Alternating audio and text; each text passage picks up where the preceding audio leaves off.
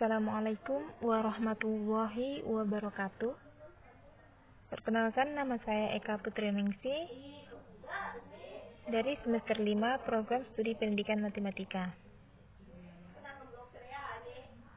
Saya membuat video ini untuk memenuhi mata kuliah evaluasi pembelajaran matematika yang dibimbing oleh Pak Sarwo Edi Wibowo MPD. Langsung saja kita masuk ke materi yang pertama, yaitu validitas. Macam-macam validitas. Secara garis besar, ada dua macam validitas, yaitu validitas logis dan validitas empiris. Validitas logis, istilah validitas logis mengandung kata logis yang berasal dari kata logika yang berarti penalaran. Ini berarti validitas logis untuk sebuah instrumen evaluasi menunjukkan pada kondisi bagi sebuah instrumen yang memenuhi persyaratan valid berdasarkan hasil penalaran. Nah, di sini ada dua macam validitas logis yang dapat dicapai oleh sebuah instrumen, yaitu validitas isi dan validitas konstruk. Validitas isi. Sebuah tes dikatakan memiliki validitas isi apabila mengukur tujuan khusus tertentu yang sejajar dengan materi atau isi pelajaran yang diberikan. Kedua, validitas konstruk.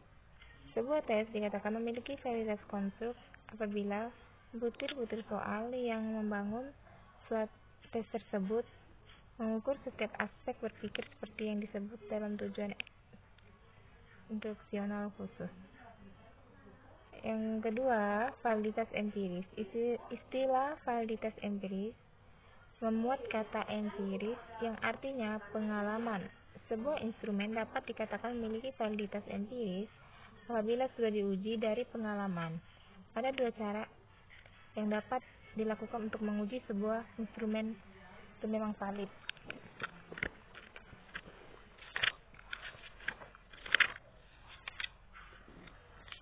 Maaf ya, di sini saya tidak terahkan cara-caranya, tapi saya langsung baca ya.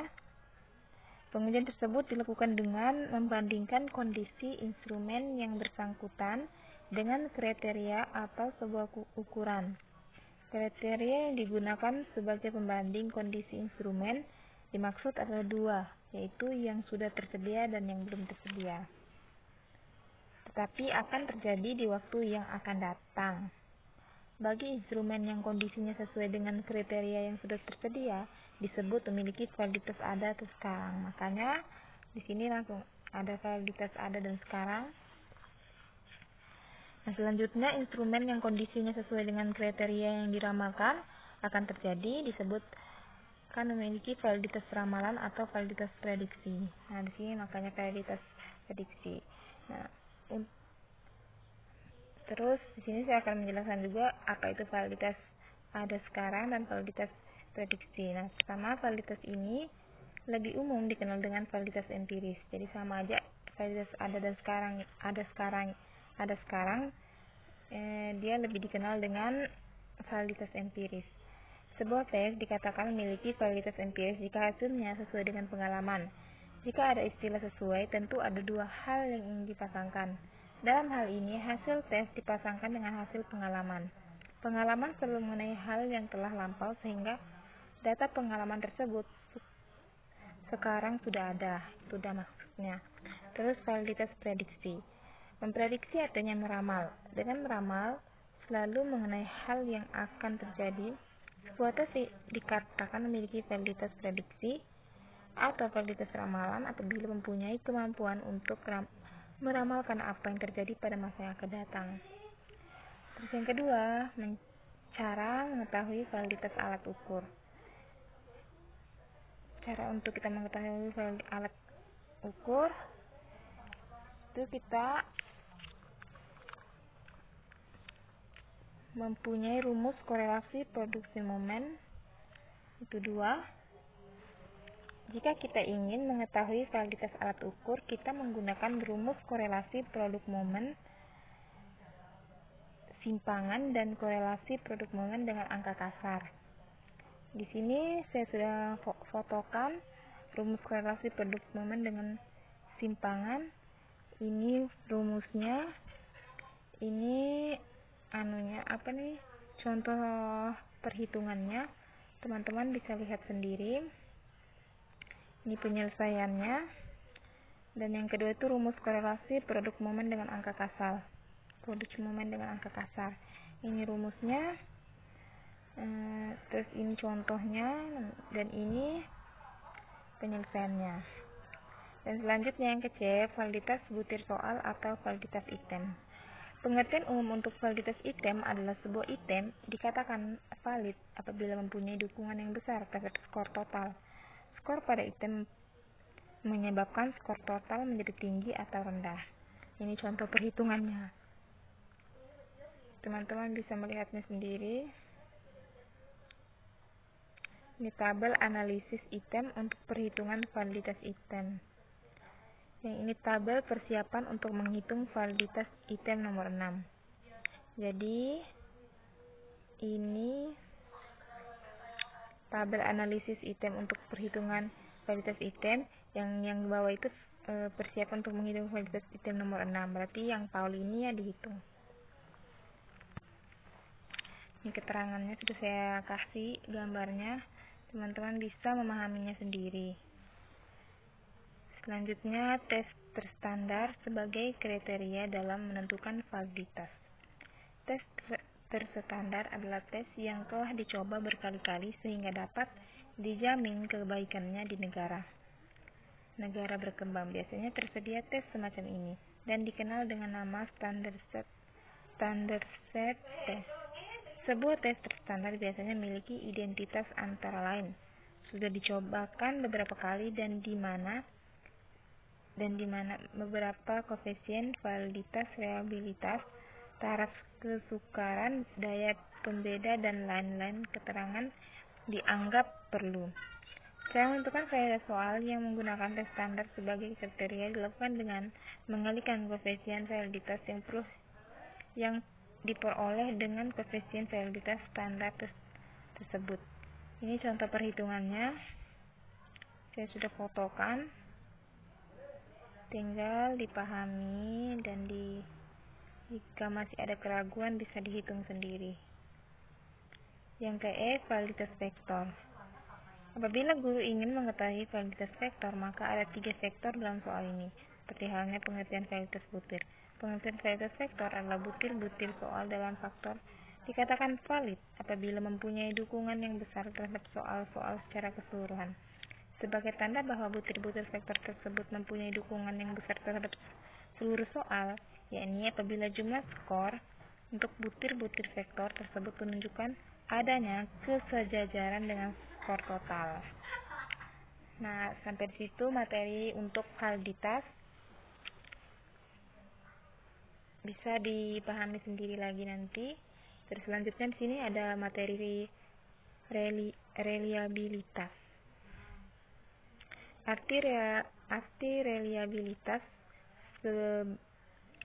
bagi sebuah tes. Sudah diterangkan dalam pernyataan tes bahwa reliabilitas berhubungan dengan masalah kepercayaan. Suatu tes dapat dikatakan mempunyai taraf kepercayaan yang tinggi jika tes tersebut dapat memberikan hasil yang tetap. Maka pengertian reliabilitas tes berhubungan dengan masalah hasil tes, atau seandainya hasil berubah-ubah, perubahan yang terjadi dapat dikatakan tidak berarti. Banyak hal yang mempengaruhi hasil tes, namun secara garis besar dapat dikelompokkan menjadi 3 hal sebagai berikut. 1. Panjang tes dan kualitas butir soal. Tes yang terdiri dari banyak butir tentu saja lebih valid dibandingkan dengan tes yang hanya terdiri dari beberapa butir soal. Jadi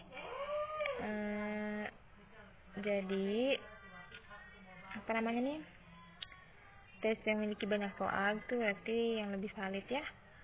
Tinggi rendahnya validitas menunjukkan tinggi rendahnya reliabilitas tes. Dengan demikian, semakin panjang tes maka reliabilitasnya semakin tinggi. Hal yang berhubungan dengan tercoba atau testing. Suatu tes yang dicoba kepada kelompok yang terdiri atas banyak siswa akan mencerminkan keragaman hasil yang menggambarkan besar kecilnya reliabilitas tes. Tes yang dicoba kepada bukan kelompok terpilih akan menunjukkan reliabilitas yang lebih besar daripada dicontohkan pada kelompok tertentu yang diambil secara terpilih. Yang ketiga, hal yang berhubungan dengan penyelenggaraan tes. Sudah disebutkan bahwa faktor penyelenggara tes bersifat administratif sangat menentukan hasil. Ini contohnya, teman-teman bisa lihat sendiri. Nah, yang kedua, cara mencari besarnya reliabilitas. Kriteria yang digunakan untuk mengetahui ketetapan ada yang berada di luar tes dan pada tes itu sendiri. Ini metode bentuk paralel. Tes paralel atau tes ekuivalen adalah dua buah tes yang mempunyai kesamaan tujuan, tingkat kesukaran dan susunan, tetapi butir-butir soal berbeda. Dalam istilah bahasa Inggris disebut alternative format method. Yang kedua, metode tes ulang. Metode tes ulang dilakukan untuk menghindari penyusunan dua sari tes. Dalam menggunakan teknik atau metode ini, tes hanya memiliki satu sari tes. Ini contohnya, teman-teman bisa lihat. Yang ketiga, metode belah dua atau split half method. Kelemahan menggunakan metode dua tes, dua kali percobaan, dan satu tes dua kali percobaan di atas dengan metode ketiga ini, yaitu metode belah dua. Dalam menggunakan metode ini, pengetes hanya menggunakan sebuah tes dan dicoba satu kali. Oleh karena itu disebut juga single test. Untuk mengetahui reliabilitas seluruh tes harus digunakan rumus Spearman-Broad, tapi saya lupa memberikan fotonya. Yang kedua, metode belah dua, ada dua cara membelah butir soal, yaitu sebagai berikut. Membelah atas item itu genap dan item itu ganjil, yang selanjutnya disebut belahan ganjil genap.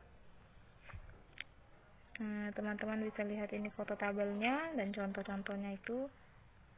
Terus yang B itu pembelahan atas item awal dan item akhir, yaitu separuh jumlah pada nomor-nomor awal dan separuh pada nomor akhir, yang selanjutnya disebut belahan awal akhir.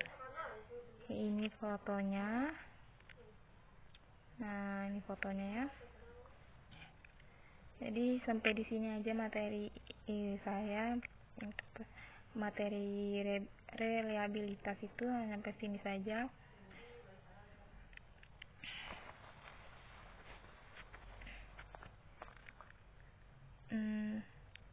Selanjutnya teman-teman bisa mempelajarinya sendiri jika ada yang kurang jelas dari penjelasan saya. Sekian yang dapat saya sampaikan. Kurang dan lebihnya saya mohon maaf. Assalamualaikum warahmatullahi wabarakatuh.